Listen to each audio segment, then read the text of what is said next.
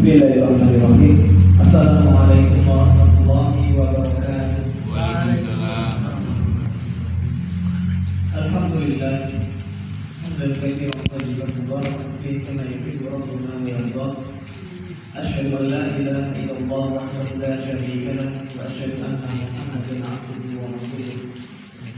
Allahumma shalli wa sallim ala nabiyyina Muhammadin wa ala alihi wa sahbihi ajma'in.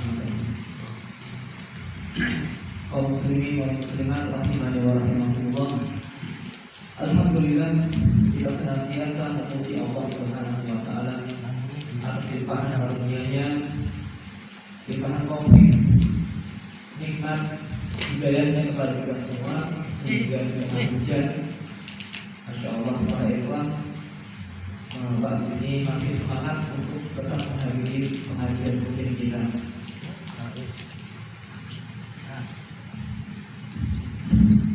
Semoga semangat dari para ikhwan sekalian bernilai besar di sisi Allah Subhanahu wa taala.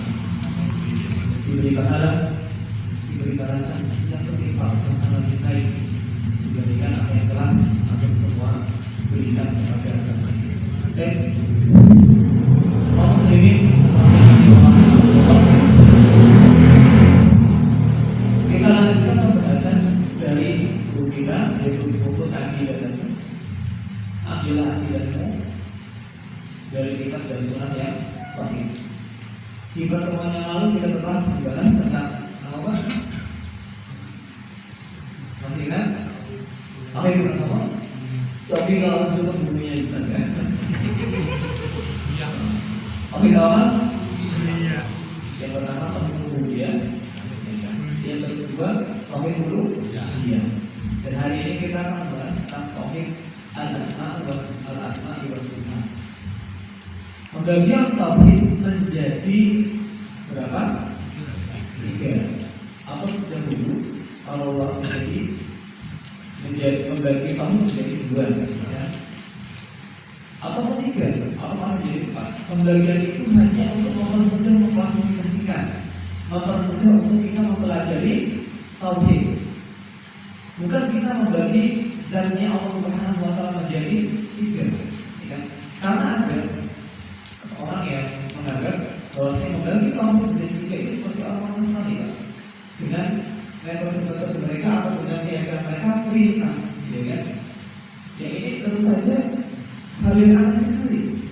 Kita kaum muslimin sebagai kaum muslim wal jamaah dari kaum bagi menjadi 3 ini tidak terpikir pun membagi Allah Subhanahu wa taala menjadi 3 zat, ya kan? Allah bersatu ahad. Lagi Allah bersatu. Sedangkan orang Nasrani yang membagi ada teologi trinitas, yang mereka memang anti zat, ya kan? Ada Allah, Bapa, ada Roh Kudus, ada siapa? Nabi Isa Al-Masih, ya kan? Al-Masih, Yesus, ya kan? Kita nggak terpikir kalau ke sana. Bagaimana bisa diwujudkan ya seperti itu? Seandainya dibagi pun tidak masalah. Seandainya tidak dibagi pun tidak masalah. Kalau bisa mempelajarinya. Kita membagi seperti ini hanya untuk mempermudah mempelajari. Ya kan? Kemarin kita sudah membahas tentang tauhid rububiyah, yaitu mengesahkan Allah Subhanahu wa taala dalam perbuatan Allah Subhanahu wa taala. Kata Rob kita, Rabbun. Kalau dalam bahasa Inggrisnya diartikan apa, Pak? Tuhan. Kata Rob ini kemarin kita sudah bahas, Pak, ya. Mengandung berapa unsur, Pak? 3. Apa itu, Pak? Yang pertama, dialah Allah Subhanahu wa taala yang mencipta. Yang kedua, dialah Allah yang memiliki. Yang ketiga, yang mengatur. Yang mengatur. Ya. Dari pengertian ini, yang pertama mencipta, tidak ada mencipta selain Allah Subhanahu wa taala. Ya. Berbeda dengan keyakinannya orang-orang Majusi atau orang-orang yang dengan Islami. Majusi mengatakan kalau kebaikan yang diciptakan cahaya, Tuhan yang satu. Kalau keburukan yang diciptakan apa? Kegelapan, Tuhan yang lain. Semuanya yang diciptakan Allah Subhanahu wa taala. Yang mengatur, Allah yang mengatur semua. bawah aturannya Allah Subhanahu wa taala. Baik yang kauniyah sifatnya ataupun syar'iyah. Aturan kauniyah adalah aturan yang tidak ada hubungannya dengan Allah cipta ataupun tidak cipta. Contohnya misalkan ada orang-orang Islam, ada iblis, ya kan? Ada orang-orang kafir yang memperoleh orang Islam. Itu tidak enak, tidak Allah sukai, tapi ada hikmahnya. Yaitu akan timbul jihad di jalan Allah Subhanahu wa taala. Akan timbul orang-orang yang kali syahid dan akan dibalas dengan balasan yang luar biasa dari Allah Subhanahu wa taala. Ya. Kemudian Allah yang memiliki semua apa yang di dunia ini adalah milik Allah Subhanahu wa taala. Sampai pun harta yang kita miliki itu hakikatnya adalah harta Allah Subhanahu wa taala. Yang diberikan kepada kita dan diberitakan kita untuk menggunakan sesuai dengan aturan Allah Subhanahu wa taala. Tidak sewenang-wenang. Tidak sewenang-wenang. Ada batasan-batasan dalam menggunakan harta ini. Kemudian setelah seorang mentauhidkan uluhiyah akan timbul tauhid apa? Uluhiyah. Oleh karena itu dalam ayat pertama dalam Al-Quran, ayat pertama adalah ayat yang berisi perintah. Ingat Pak, dalam Al-Quran dari Al-Fatihah sampai Al-Baqarah ada di lembar ketiga sebelah kiri Pak, sebelah ini ada yang berbunyi ya ayyuhan nasu u'budu rabbakum alladzi khalaqakum walladzina min qablikum. Wahai manusia, sembahlah Tuhan kalian. Ini ayat adalah perintah yang pertama kali didapatkan di dalam Al-Quran. Kalau kita usah dari awal, u'budu rabbakum, sembahlah Tuhan kalian, Rabb kalian, alladzi khalaqakum, berdalil dengan karena dialah Allah yang telah menciptakan kalian. Walladzina min qablikum, dan orang-orang sebelum kita juga yang menciptakan adalah Allah. Berbeda dengan sebenarnya yang lain selain Allah Subhanahu wa taala. Mereka tidak bisa menciptakan apa? Sekalipun apa? Sekalipun menciptakan lalat. Tidak bisa menciptakan lalat. Apalagi menciptakan sesuatu yang lebih besar dibandingkan lalat. Insya Allah kita di sini tidak ada yang menolak lalat itu berharga lagi. Kalau bisa membeli ini lalat, imam yang suci, boleh kan? Boleh kan? Panggil kita Allah Subhanahu wa taala. Yang Tuhan selain Allah yang disembah disuruh menciptakan lalat tidak akan bisa. Walau diciptakan walaupun semua langit yang dari batu, yang dari kayu, yang dari kayu, Tuhan yang berupa apapun itu semua yang berkumpul untuk berusaha menciptakan lalat tidak akan bisa. Hanya Allah yang mampu untuk menciptakan makhluk hidup ini. Sekarang kita masuk ke pembahasan yang berikutnya, yaitu huwa tauhidus sifatillahi wa asma'ihi.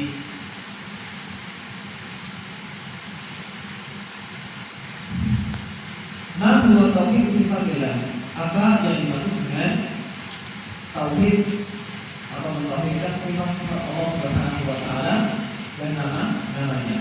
Ini yang sering disebut dengan tauhid asma wa asmaul adalah jamak dari ismun. Jamak dari ismun. Ismun jamaknya adalah asma. Nama-nama Allah Subhanahu wa taala. Karena nama-nama Allah itu banyak. Nama-nama Allah itu banyak, tidak hanya satu. Sifat adalah jamak dari sifatun. Sifat atau sifatun jamak muannats dari sifatun, yang artinya sifat. Kenapa jamak? Karena Allah Subhanahu wa taala memiliki sifat-sifat yang mulia, nama-nama yang indah dan sifat-sifat yang mulia. Bahkan sifat-sifat Allah lebih banyak dibandingkan nama Allah Subhanahu wa taala. Kita belajar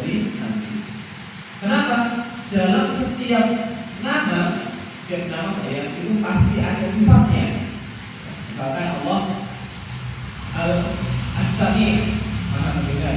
As-Sami nama sifatnya apa? Mendengar.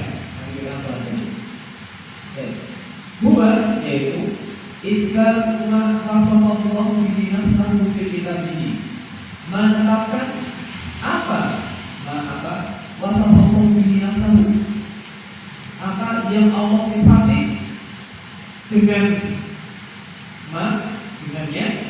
nafsu dirinya sendiri di dalam kitabnya.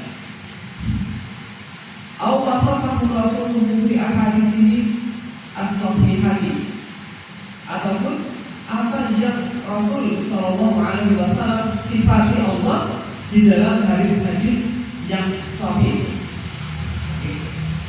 Alal hakikati, sesuai dengan hakikatnya,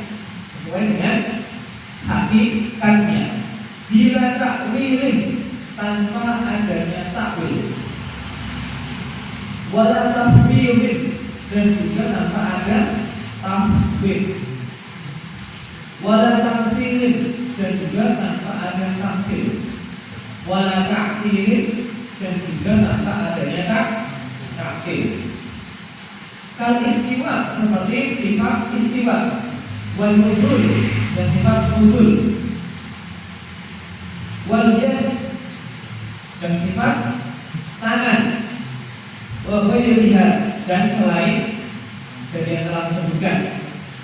Mimma yaliqu bi kamalihi, sesuai dengan kelayakan kesempurnaan Allah Subhanahu wa taala. Allah Ta'ala laisa kamitslihi syai'un, tidak ada yang semisal dengan Allah sesuatu apapun itu. Wa huwas samiul basir, dan dialah Allah Subhanahu wa taala as-sami, yang maha mendengar, al-basir, yang maha melihat. Kita akan jelaskan seperti nanti lah. Wa qala sallallahu alaihi wasallam, dan Nabi sallallahu alaihi wasallam bersabda, yanzilullahu fi kulli lailatin ila sama'i dunya, Allah Subhanahu wa taala turun di setiap malam ke langit dunia. Rawahu Muslim. Yanzilu nuzulan yaliqu bi jalalihi, Allah Subhanahu wa taala turun sesuai dengan kemuliaan Allah. La yushbihu ahadun min khalqihi, tidak menyerupai seorang pun dari makhluknya. Maka kalau kamu tadi tidak terjelaskan. Di sini poin yang dijelaskan oleh di sini sebenarnya adalah poin yang menjadi bahan perdebatan atau bahan titik sengketa antara ahli sunnah yaitu dengan mereka yang tidak setuju dengan konsep ini dari kalangan ahli bidah, seperti orang-orang yang menolak nama dan sifat-sifat Allah Subhanahu wa taala. Orang-orang yang menolak nama dan sifat-sifat Allah Subhanahu wa taala, yaitu dari kalangan Jahmiyah. Orang itu Jahmiyah Sofwan. Ada juga kelompok yang menetapkan nama tapi tidak menetapkan sifat. Namanya ada tapi sifatnya ditolak. Mereka adalah kaum Mu'tazilah, ya, kaum Mu'tazilah, yaitu dari Wasiluddin atau murid dari seorang ulama besar, tapi murid yang tidak benar lagi, murid yang tidak benar, murid dari Al-Hasan Al-Basri. Ada yang mentakwil sifat-sifat Allah Subhanahu wa taala karena menetapkan, mereka mentakwil maknanya di selain. Di antara mereka adalah Al-Asy'ariyah atau Asy'ariyun. Ada juga yang Ahlus Sunnah wal Jamaah, mereka menetapkan nama Allah Subhanahu wa taala dan sifat-sifatnya sesuai dengan hakikatnya, sesuai disebutkan dalam buku ini, tanpa takwil sampai akhirnya, sesuai dengan kesempurnaan Allah Subhanahu wa taala. Tapi sebelum kita mempelajari satu persatu dari istilah-istilah yang disebutkan oleh Syekh Muhammad bin ilmu, kita perlu tahu bahwasanya tujuan mempelajari tauhid asma dan sifat ini adalah untuk mengenal lebih jauh kepada Allah Subhanahu wa Ta'ala. Karena manusia yang paling bahagia adalah manusia yang paling kenal kepada siapa? Kepada Tuhannya, kepada Allah Subhanahu wa Ta'ala. Oleh karena itu orang-orang zaman dahulu, para ulama itu adalah orang yang paling bahagia. Apapun kondisi mereka tetap merasakan kebahagiaan karena mereka adalah orang-orang yang mengenal Allah Subhanahu wa Ta'ala. Dengan apa? Dengan nama-nama Allah, dengan sifat-sifatnya. Dan kita sepakat kalau Allah Subhanahu wa Ta'ala adalah hal ghaib. Apa? Ghaib itu apa? Tidak bisa dilihat oleh mata. Maka Allah adalah zat yang ghaib, sehingga kita tidak bisa mengetahui sifatnya kecuali dengan kabar yang terpercaya. Bukan kabar sembarang kabar. Kabar yang terpercaya itu dari mana? Dari Allah sendiri ya. Dari Allah sendiri yang kita bisa baca dalam Al-Qur'anul Karim. Atau kabar yang berasal dari Rasulullah SAW yang kita dapat ketahui dari hadis-hadisnya Nabi SAW. Baik. Setiap orang lebih mengenal Allah Subhanahu wa Ta'ala, maka ia akan semakin bertakwa dan semakin khusyuk dalam beribadah kepada Allah Subhanahu wa Ta'ala. Dan ini tujuan utama, bukan untuk misalkan mendebat orang-orang yang tidak sepemahaman, atau orang misalkan menolak sifat nuzul, sifat turun, sifat bisa. Tapi hati yang keras, seperti itu. Kita mempelajari semua sifat adalah untuk kelunasan hati, untuk mengenal lebih dalam siapa Allah Subhanahu wa Ta'ala. Bukan untuk mendebat. Walaupun di sana ketika ada orang yang tidak sepemahaman dengan kita dalam masalah ini, kita juga berhak untuk sendiri kita akan atau kita koreksi. Kalau saat ini tidak bermanfaat, kita tinggalkan. Kita sudah yakin dengan keyakinan yang kita jalani ini. Nabi SAW pernah mengatakan, maka billahi a'raf kana min afqah. Barang siapa yang semakin kenal dengan Allah Subhanahu wa Ta'ala, maka dia akan semakin takut kepadanya. Wa ibadatihi Allah, dan dia akan semakin senang untuk beribadah kepada dia. Wa ma'siyatihi ab'ad, dan dia akan semakin jauh dari perbuatan kemaksiatan. Terus kalian sebuah hadis yang menggambarkan seorang malaikat. Seorang malaikat sejak Allah Subhanahu wa Ta'ala menciptakan dia senantiasa sujud. Ketika sudah dibawa pada hari kiamat, dia mengangkat kepalanya kepada Allah Subhanahu wa Ta'ala.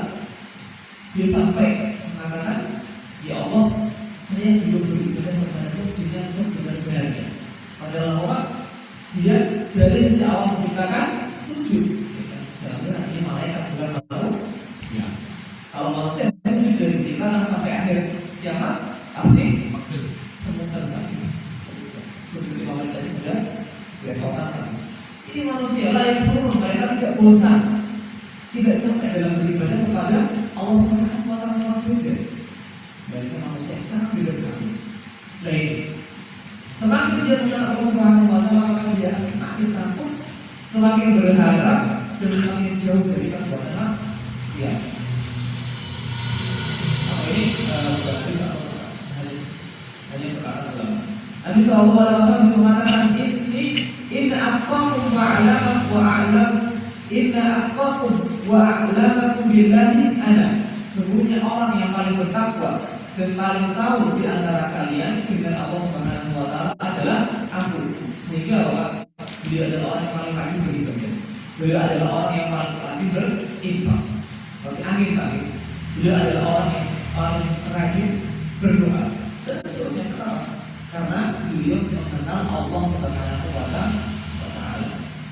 Dan pembahasan tentang tauhid asma wa sifat ini adalah pembahasan yang agung, pembahasan yang penting dalam kehidupan kita. Kaum muslimin tidak mengenal Allah Subhanahu wa taala. Kaum muslimin sekarang mungkin atau kondisinya kita hanya mengenal Allah sebatas tipis saja, kurang mengenal Allah Subhanahu wa taala dari sifat-sifatnya dan nama-namanya, sehingga berpaling dari Allah Subhanahu wa taala. Ya. Sering ketika disodori hukum tertentu menolak, sering berbuat maksiat, sering berbuat keji karena pengaturan mereka kepada Allah Subhanahu wa taala itu kurang. Dan kita sudah sering sampaikan bahwa syaraful ilmi bisyarafi maklumihi. Kemuliaan ilmu diukur dengan kemuliaan apa yang dipelajari. Kemuliaan ilmu diukur dari kemuliaan yang dipelajari. Semakin yang dipelajari itu mulia, maka ilmu tersebut semakin mulia lagi. Saya pernah bikin sebuah ilustrasi bengkel motor dengan bengkel pesawat terbang, gengsinya lebih besar mana Pak? Sama. Iya, sama. Karena yang dipelajari lebih bergengsi. Seperti ini katanya. Ilmu yang paling mulia adalah ilmu yang dipelajari tentang Allah Subhanahu wa taala. Oleh karena itu, surat yang paling istimewa adalah surat Al-Ikhlas. Ya, kenapa? Karena kandungannya itu membahas tentang sifat-sifat Allah saja. Ya, surat Al-Ikhlas. Ayat yang paling istimewa adalah ayat kursi. Kenapa? Karena pembahasannya berkaitan dengan nama dan sifat-sifat Allah saja. Jadi lagi, insya Allah sini. Allah sendiri terkenal oleh orang Allah. Kita lanjutkan pembahasan kita.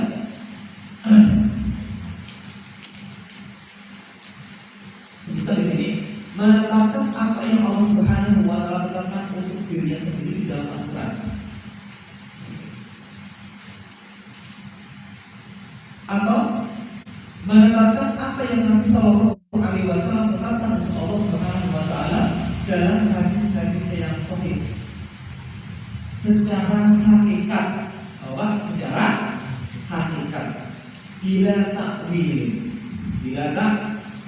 tanpa adanya takwil. Apa itu takwil, Pak? Takwil itu apa? Memalingkan makna. Terus? Memalingkan makna. Memalingkan makna. Itu ada terjemahan takwil. Memalingkan makna. Takwil ada beberapa artinya. Di antaranya adalah tafsir.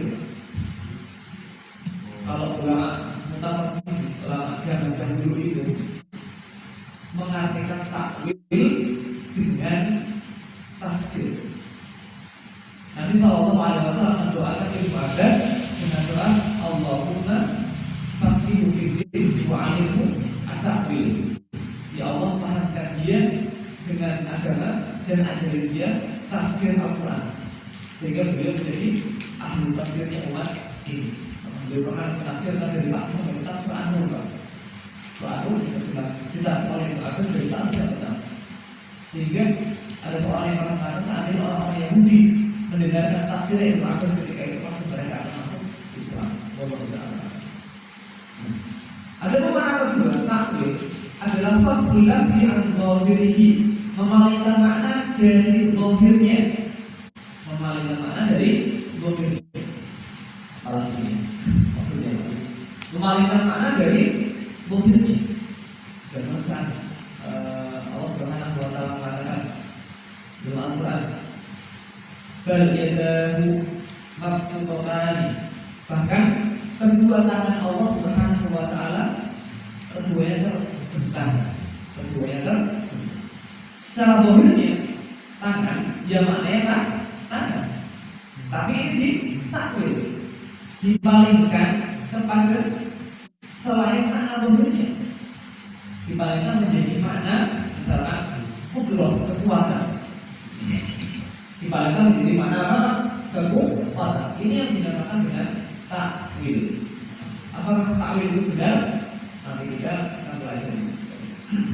Dan takwil ini ada dua macam. Satu, takwil yang benar atau takwil yang baik jika ada dalil yang sahih. Jadi takwil itu harus ada dalil lain yang mendukung takwilan tersebut menjadi benar.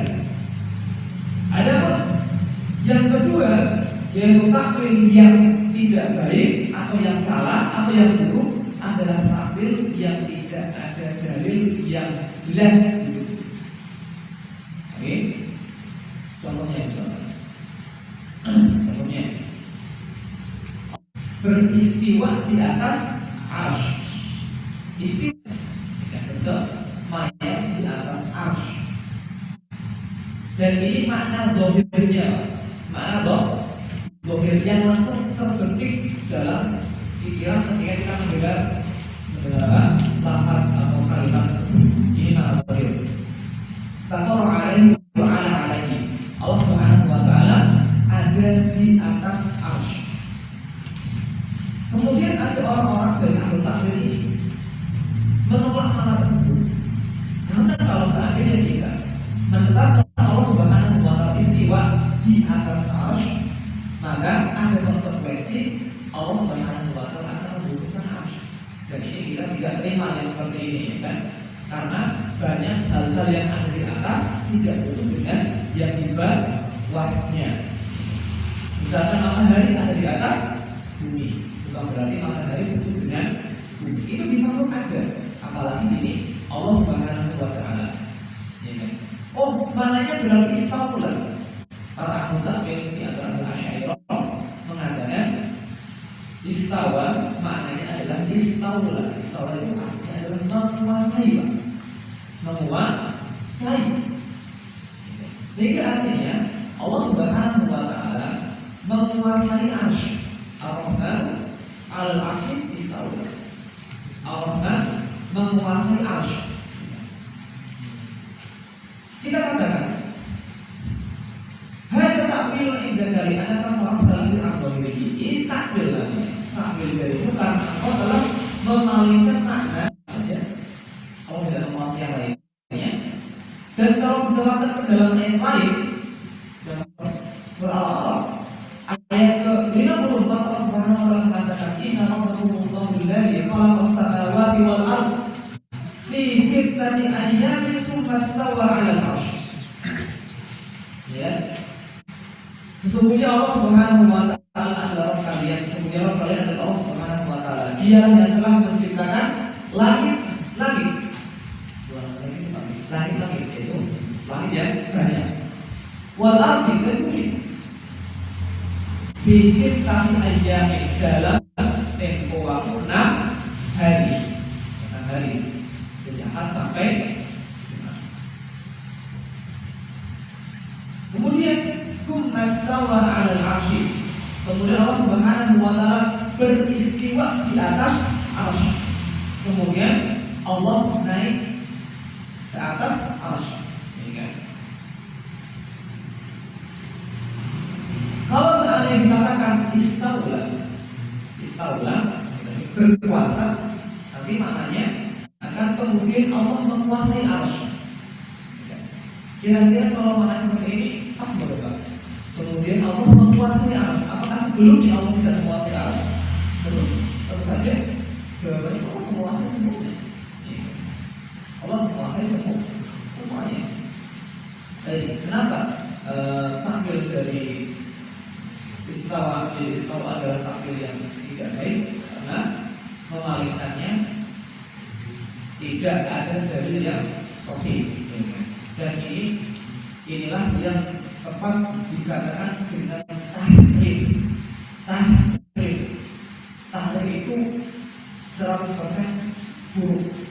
Dan kita ini yang membahas sebenarnya tidak memilih kata tahrif. Dalam masalah ini memilih kata tahrif. Dari kata harrofa tahrif itu memalingkan makna. Seperti sifat orang-orang Yahudi, harifun al-kalimah agak di bawah ini. Sering memalingkan kata-kata dari disuruh mengatakan Hintonnya berlaku apa ya? Katakan Hinton. Mohon ampunlah. Mereka mengatakan Hinton. Hinton itu jadi Hinton. Hinton itu artinya apa? Biji gandum. Gandum. Suruh minta ampun malah bilangnya gandum. Itu pakai tahrif. Tahrif lafaz. Kalau yang dikatakan oleh mereka adalah tahrif makna. Lafaz itu masih sama, tapi maknanya yang diselewengkan. Ini takwil tanpa adanya takwil. Wala tafwid, kemudian tafwid, tafwid. Dari kata tafwid itu tafwid. Tafwid itu menyerahkan. Menyerahkan. Allah berkata, "Tafwid amri ila Allah." Kita serahkan urusan kepada Allah Subhanahu wa taala. Perkataan mukmin al-Fir'aun. Seorang yang beriman dari keluarga Fir'aun, dia mengatakan bahwa itu amri ila Allah, aku serahkan perkara kepada Allah Subhanahu wa taala. Tapi ini adalah menetapkan lafaz tanpa menetapkan maknanya. Dia lafaznya menetapkan, oh ini lafaz dari Allah Subhanahu wa taala. Tapi maknanya Allah berfirman, Al-Quran Al-Arabiyah belum berfirman. Maknanya seperti itu. Mana? Dia serahkan kepada Allah Subhanahu wa taala. Dia tidak mau mengakui kalau makna tersebut maknanya adalah apapun dia mau mengakui. Contohnya misalkan dalam asma atau sifat, seorang menetapkan kalau nama Allah Subhanahu wa taala As-Sami. As-Sami artinya apa? Mana? Mendengar. Tapi mereka tidak mau menetapkan apa maknanya. As-Sami artinya apa? Seperti itu. Sedangkan tafwid dan ini Syaikhul Islam Ibnu Taimiyah rahimahullah mengatakan sejelek-jelek mazhab dalam asma adalah tafwid dan dalam ahli tajdid. Orang-orang yang menganggap nas Al-Quran itu adalah nas yang tidak bermakna. Konsekuensinya apa? Orang-orang penduduk Rasulullah SAW dan sahabatnya adalah orang yang tidak paham terhadap isi Al-Quran. Kenapa? Karena tidak tahu maknanya. Sesuatu yang tidak diketahui maknanya adalah sesuatu yang tidak dipahami.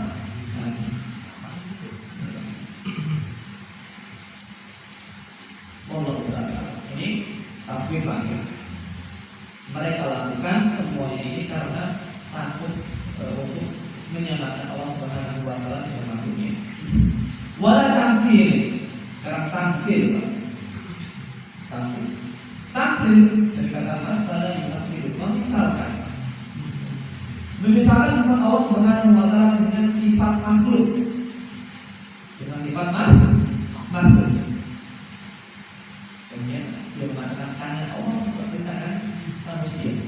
Itu namanya tamtsil. Ada yang disebut tangan Allah seperti tangannya manusia. Itu namanya tamtsil, memisalkan. Ya. Ini jalan seperti ini. Kenapa? Karena langsung bertentangan dengan ayat Asy-Syura ayat yang 11. Kita hidup tentang Asy-Syura ayat 11. Wala taktil, dan kita juga tidak mentaktil. Taktil adalah mengingkari apa yang Allah katakan untuk dirinya sendiri, baik berupa nama ataupun sifat, baik semuanya ataupun sebagian. Ada orang yang mentaktil nama Allah Subhanahu wa taala, semuanya mentaktil, sifat yang semuanya mentaktil ada yang sebagian diterima, sebagian tidak diterima. Allah Subhanahu mereka tidak menerima sifat-sifat yang diari dari Allah Subhanahu wa taala. Berbicara tidak sifat. Kalau Allah Subhanahu wa taala berbicara, Allah nuzul dan turun, mereka tidak terima. Kalau Allah Subhanahu wa taala itu turun. Dan Ahlus Sunnah itu menetapkan sesuai dengan hadis.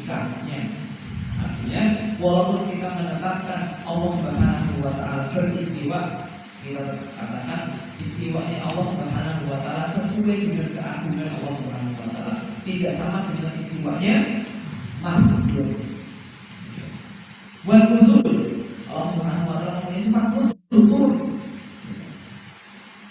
Orang yang menolak sifat turun di gambaran pikirannya, dia ingin tidak menyerupakan Allah dengan makhluknya, ya kan? Oleh karena dia menolak sifat turun, ya kan? Dia menolak sifat turun. Kenapa? Di pikirannya dia sudah menyamakan Allah dengan makhluk. Nanti kalau turun berarti alasnya kosong, ya kan? Berarti dia sudah di step awal, di tahap awal dia sudah salah. Salahnya apa? Menyamakan Allah dengan makhluknya. Tidak ada tidak ada konsekuensi kalau misalnya Allah turun, alasnya kosong atau berbeda tempat seperti misalnya ini berbeda. Itu makhluk. Allah Subhanahu wa taala. Jika Allah Subhanahu wa taala menjelaskan doa, berapa orang yang berdoa bukan beribadah? Dan Allah Subhanahu dalam satu waktu menjawab. Apakah Allah sibuk dengan menjawab doa saja? Tidak sibuk mengurus yang lain? Ya kan? Kalau seandainya kita buka begini, maka akan banyak sekali sifat-sifat Allah yang terkawal. Kemudian, lihat tangan. Allah Subhanahu wa taala mempunyai tangan sesuai dengan kata baliyadan maksudnya. Kedua kata Allah Subhanahu wa taala itu terbuka. Allah mempunyai sifat tangan, mempunyai tangan. Tapi jangan dibayangkan kalau tangan Allah Subhanahu wa taala seperti tangan makhluk kita, manusia. Makanya ini jangan bayangkan tangan manusia. Kalau belum ditambari, jangan bayangkan seperti tangannya manusia. Kenapa? Tidak mungkin. Jangan bayangkan tangannya. Karena tangan yang paling sempurna tangannya siapa? Manusia. Tapi kita tidak mengatakan itu. Dan dalam menetapkan ini kita tidak mentasbih atau mentamsil. Dalam kita menetapkan semua nama dan sifat-sifat Allah Subhanahu wa taala, tidak ada unsur tasbihnya atau tamsilnya. Oleh karena itu ayat yang sering digunakan adalah laisa kamitslihi syai'un. Laisa kamitslihi syai'un. Tidak ada yang semisal dengan apapun itu yang Allah Subhanahu wa taala. Ini untuk siapa? Untuk menolong orang-orang yang bisa dengan Allah Subhanahu wa taala. Apakah ketika Allah Subhanahu wa taala tidak seperti apapun itu, kemudian dia seperti tidak ada? Tidak di atas, tidak di bawah, tidak di luar, tidak di dalam. Tentu saja tidak. Allah mempunyai zat sebagaimana makhluk punya zat. Allah berwujud sebagaimana makhluk juga ada wujudnya. Tapi semuanya beda. Semuanya beda. Wujudnya Allah tidak seperti wujudnya makhluk. Oleh karena itu Pak, ayatnya ditutup dengan luar biasa Sami'ul Basir. Dialah Allah yang maha mendengar dan maha melihat. Kenapa? Karena hampir semua makhluk itu bisa mendengar dan bisa melihat. Hampir semua makhluk itu walaupun dia tidak berakal, dia bisa mendengar, dia bisa melihat. Kalau bisa melihat apa? Bisa. Ya, sama antara melihat yang alam dan melihat manusia.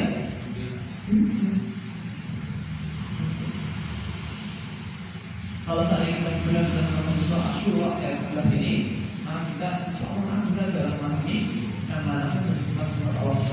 Tergampang Pak, cuma kadang-kadang gara-gara orang-orang yang susah memahami ini, jadi susah bagi kita. Ya. Kalau saat ini tidak ada yang seperti orang-orang yang lazim dan orang-orang yang itu gampang. Ya Allah punya sifat-sifat bukan. Pokoknya beda. Allah bilang, Allah punya tangan, Allah punya wajah, Allah punya mata, Allah hukum. Ya kan? Allah mempunyai sifat rahmat, itu tetap saja sesuai dengan takdir Allah SWT. Ya kan?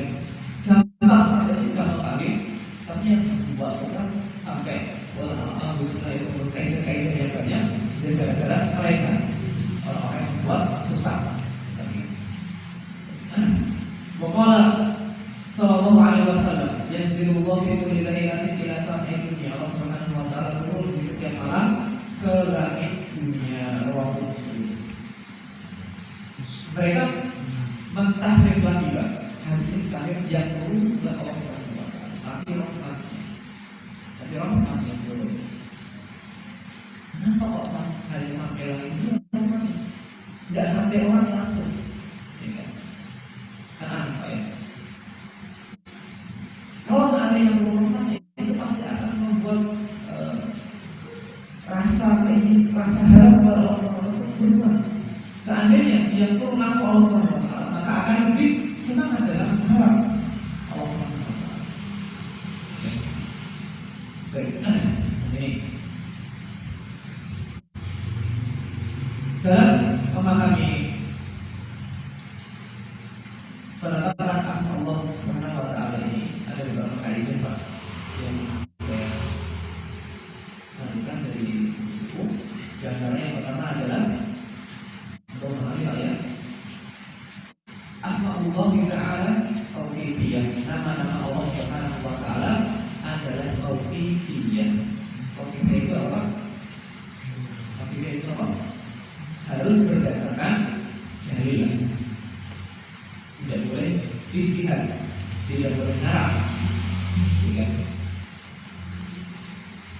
Nama Allah harus diambil dari Al-Quran ataupun hadis Nabi Sallallahu Alaihi Wasallam, bukan dari ijtihad seperti ilmu fikih. Bukan berasal dari ijtihad seperti ilmu fikih. Oleh karena itu Allah Subhanahu Wa Taala dinamakan dengan Al-Alim.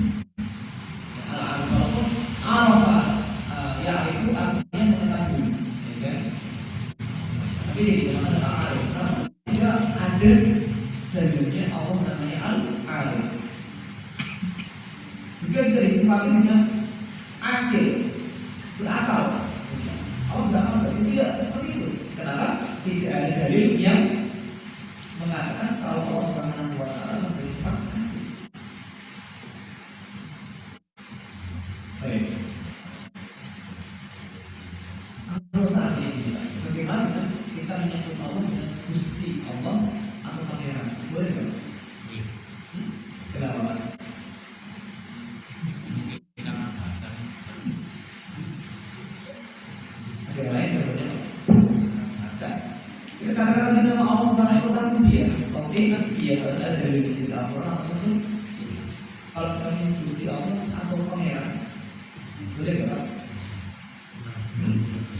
Ini termasuk menerjemahkan nama Allah Subhanahu wa taala agar lebih mudah dimengerti. Cuma Allah selalu sini orang kita. Bolehkah menerjemahkan nama-nama Allah ke bahasa selain bahasa Arab? Beliau mengatakan menerjemahkan nama-nama Allah Subhanahu wa taala bagi siapa saja yang ingin memahaminya tidak mengapa. Tidak. Bahkan bisa jadi wajib. Karena bagi yang tidak menguasai bahasa Arab butuh untuk memahami maknanya, butuh untuk memahami maknanya.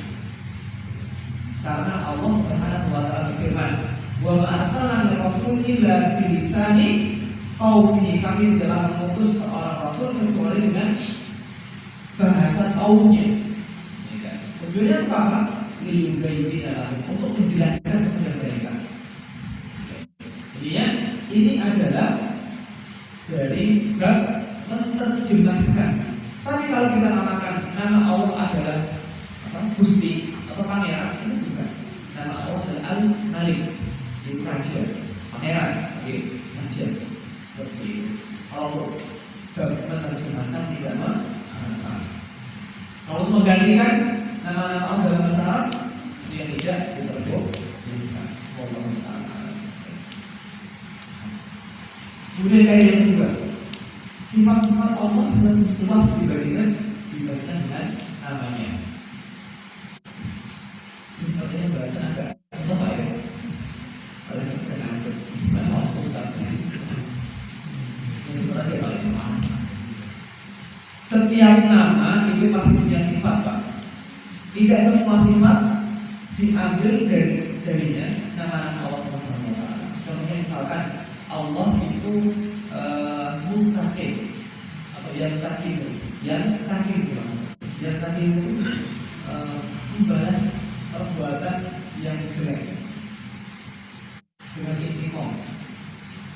Itu sifat Allah. Kan itu dinamakan dengan muntaqim, orang yang membalas dendam. Oke. Nanti dia bilang. Asmaullah kulluha husna. Nama-nama Allah semuanya adalah husna, paling indah. Sehingga kalau kita artikan maha, sampai maha juga. Pendengaran Allah adalah pendengaran yang maha, detail pendengarannya. Al-Basir, maha melihat. Maka pemeliharaan Allah adalah pemeliharaan yang detail. Seperti itu. Baik. Kemudian al-iman bi asma'illah yang kedua, mengimani nama-nama Allah Subhanahu wa taala mengandung beberapa perkara. Yang pertama, kita mengimani nama Allah itu. Allah misalkan As-Sami' itu nama Allah adalah As. Yang kedua, mengimani terhadap apa yang ditujukan dari nama tersebut, itu sifatnya. Berarti Allah punya sifat mendengar. Mendengar. Kemudian yang ketiga, mengimani terhadap asalnya, pengaruhnya dan konsekuensi dari sifat Allah Subhanahu wa taala tersebut. Sehingga misalkan kalau nama Allah Subhanahu wa taala adalah As-Sami', berarti kita wajib untuk takut kepada Allah karena Allah memberikan semuanya kita untuk muraqabah, merasa diawasi oleh Allah Subhanahu wa taala, takut kepada Allah, malu kepada Allah Subhanahu wa taala. Kenapa? Karena Allah mendengar semua apa yang kita ucapkan. Baik. Ada yang berapa? Yang nama-nama Allah yang dimaksud di sini apakah Asmaul Husna bisa? Iya. Maksudnya di sini nama-nama Allah Subhanahu wa taala adalah Asmaul Husna. Asmaul Husna itu tidak terbatas dalam 99. Masih ada Asmaul Husna yang belum diajarkan oleh Allah Subhanahu wa taala kepada Nabi sallallahu alaihi wasallam.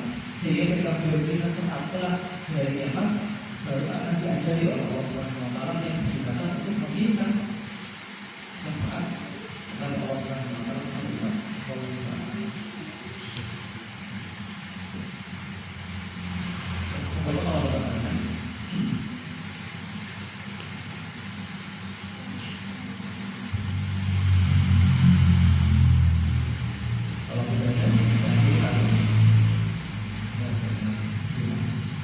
Bagaimana sikap kita ketika kita mendengar atau mendapat keterangan dari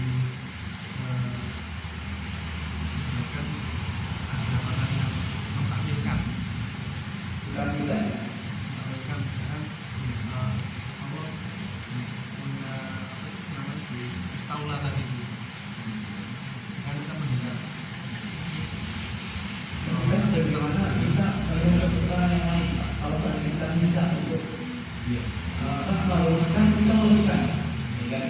Biasanya sini ini bab yang agak terlalu tinggi kan? Kita selaku orang awam untuk bisa meluruskan orang-orang yang berpengalaman seperti itu. Jadi itu yang lebih untuk bisa meluruskan orang yang berpengalaman seperti ini. Ya kan? Kita kalau meluruskan, kan kalau tidak bisa ya kita sebetulnya mendapat sendiri itu mendapatkan nama-nama Allah semuanya sesuai dengan mereka-nya, tanpa ada takwil, tanpa ada tafsir atau tanpa ada takwil. Ya, kita tidak menolaknya, tidak bertahdidnya, dan tidak memisahkan semua itu dengan sifat makhluknya. Yang sering disalahkannya adalah ketika kita isbat, kita menetapkan sebuah sifat itu sama saja dengan memisahkan Allah dengan makhluknya. Dan mereka yang melakukan tahrif atau melakukan takwil ini dalam rangka untuk tidak menyamakan Allah dengan makhluknya. Ini perbuatannya salah. Kenapa? Karena menolak sifat Allah Subhanahu wa taala.